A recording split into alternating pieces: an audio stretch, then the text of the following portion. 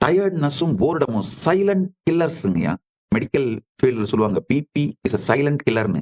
அதே மாதிரிங்க டயர்ட்னஸும் போர்டமும் silent killer of consciousness.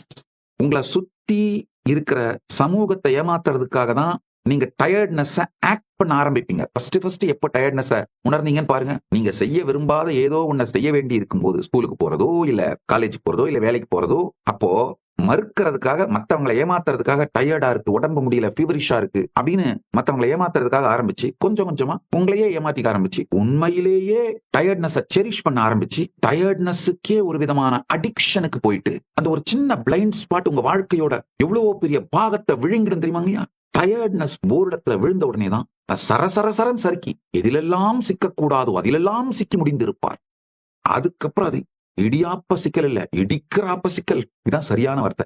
இடிபோல் இடிக்கும் இடியாப்ப சிக்கல். இந்த ஒரே ஒரு சத்தியத்தை புரிஞ்சுக்கோங்க. காலம் ரயில் அப்படின்னா அதுல உட்கார்ந்துட்டு போற பேசஞ்சர் நீங்க இல்ல, காலம் போற ட்ராக் நீங்க. காலங்கிற திரைப்படம் ஓடுகின்ற திரை நீங்கள். திரைப்படத்திலே மயங்கி அது நிஜம்னு அதுல போய் லைக்காதீர்கள்.